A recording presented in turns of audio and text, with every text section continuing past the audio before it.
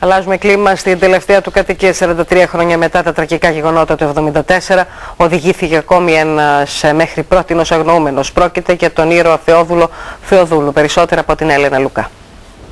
Θεόδουλος Θεοδούλου του Γεωργίου, 19 ετών από το Παλέκηθρο, στρατιώτης του 286 μηχανοκίνητου τάγματος Πεζικού. Έπεσε μαχόμενος στις 15 Αυγούστου 1974 στον Κοντεμένο.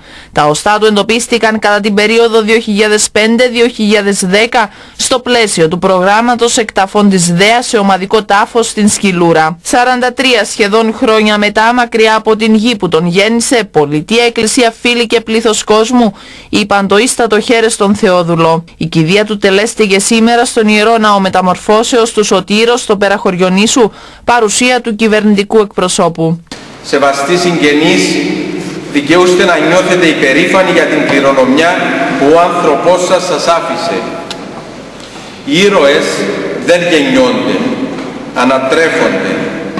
Η κληρονομιά του Θεόδουλου σε εσάς αποδίδει την ύψιστη τιμή και σε εμάς την ευθύνη να συνεχίσουμε τις προσπάθειες για τη δικαίωση της θυσίας του. Και η δικαίωση θα έρθει μέσα από την απελευθέρωση.